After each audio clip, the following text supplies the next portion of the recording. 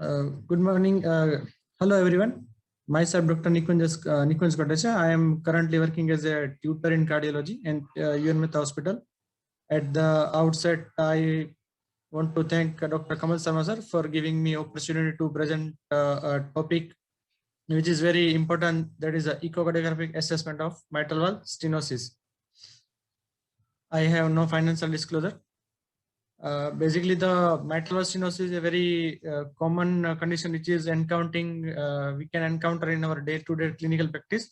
So we have to thoroughly understand what is the how to on echographic assessment, how we will decide what is the severity of mitral valve stenosis, and what is the according to we can plan the treatment of the patient. So echocardiographic assessment basically consists of the 5 parameters. One is the M mode echography. Then we can have two-dimensional echography, then Doppler echography, and then in the special features we have got a stress echography and 3D echographic assessment of mitral valve stenosis. Basically, M mode echography is, although it is nowadays less and less commonly used for the assessment of the mitral valve stenosis, it is more commonly used for doing the measurements of the left ventricle or LF or aorta. But in case of the M mode echography, normally you can see on the right side of the slide, there is on the lower side, it is a normal motion of the mitral valve leaflet.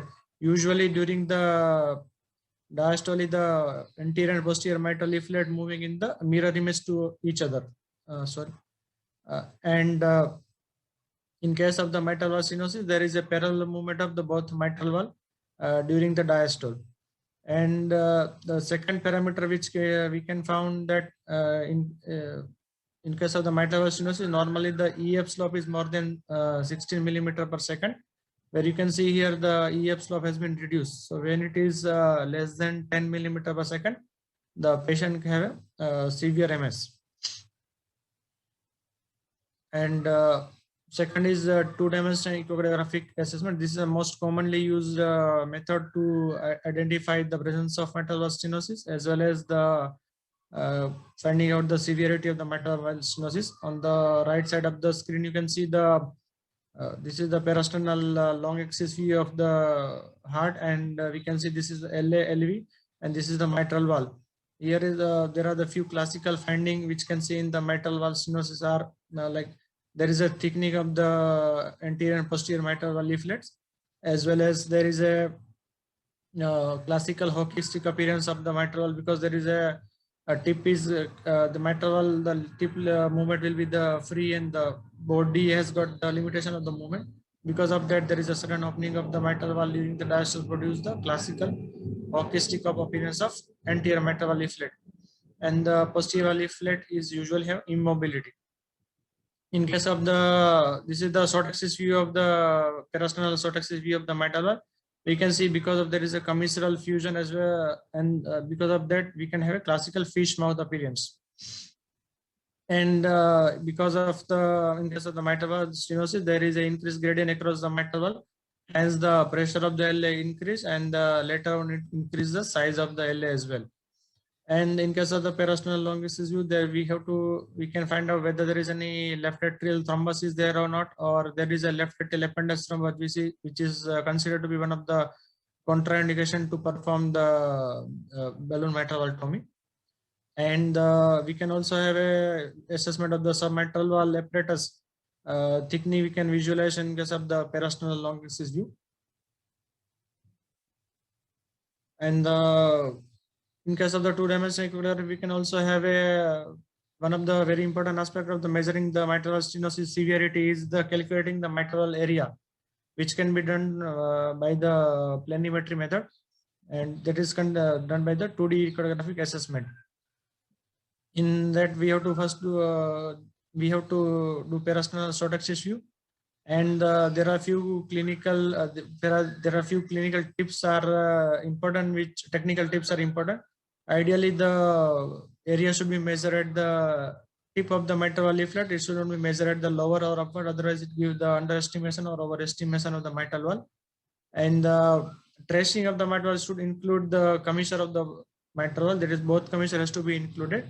And usually the we have to do peristernal short axis view, as well as we have to zoom the image, and we have to set the optimal gains. Gain setting should be optimal, as well as the measurement should be done in the mid diastole, so we can have an accurate assessment of the mitral area. The advantage of this method is that it do not depend upon the flow or any chamber compliance or other valvular condition. The only limitation is the when we cannot have a very good acoustic window, there is a difficulty in the accurate measurement of the mitral area. And the condition like degenerative MS, there is orifice geometry has been distorted, as well as because of heavy calcium, there is less likely we can accurately assess the mitral area. Now we can have a third assessment, third technique which can be useful for the assessment of the mitral valve stenosis is the Doppler echography. That is the most important method in which we can calculate the peak and mean gradient, and also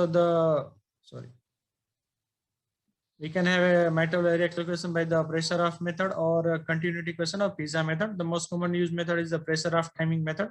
And third, we can also measure the pulmonary artery pressure, which can indirectly give the idea regarding the severity of mitral stenosis.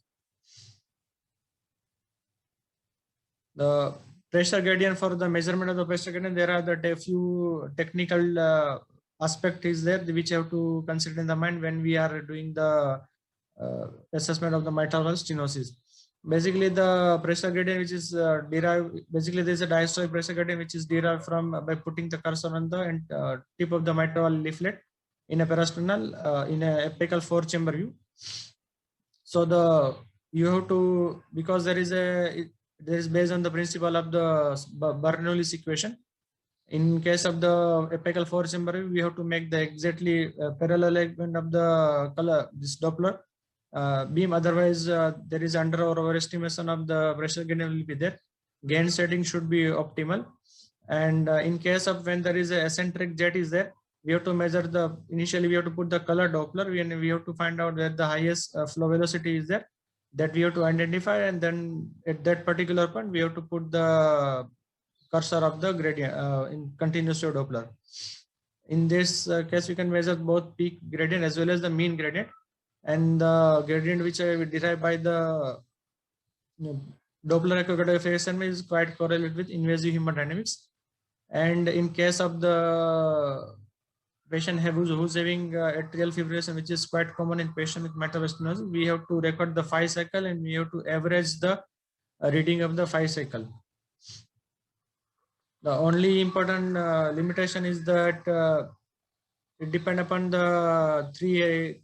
In case of the presence, we was having this peak and the mean gradient of the mitral valve area. In case of the mitral valve stenosis, depend upon the heart rate.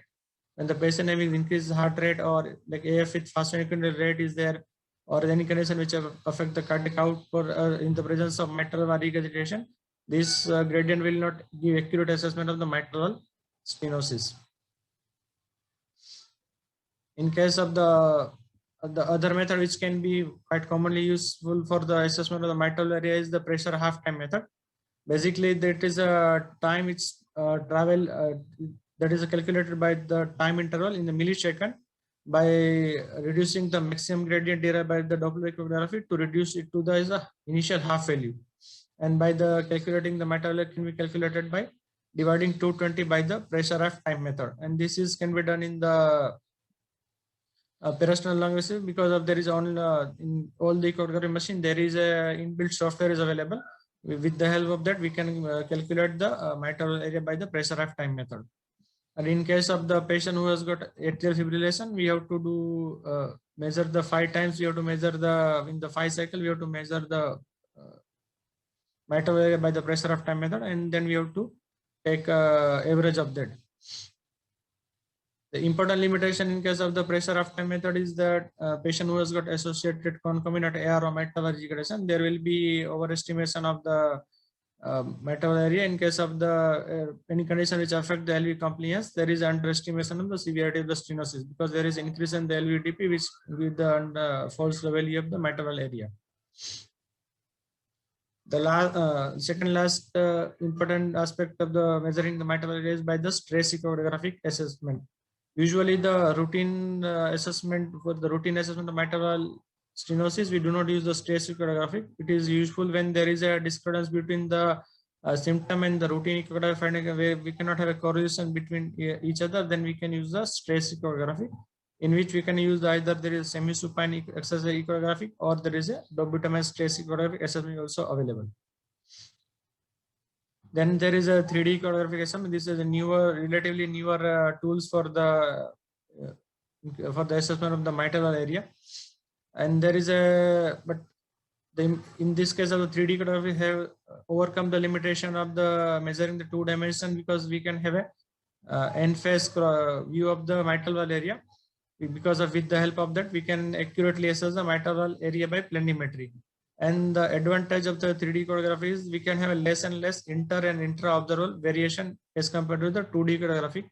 But the only important limitation is there is a limited availability of this 3D echography, and it requires the training in the also require lots of training, and there is a steeper learning curve. So in day-to-day clinic practice, we cannot have a assessment with the 3D echographic assessment of the mitral area. Thank you.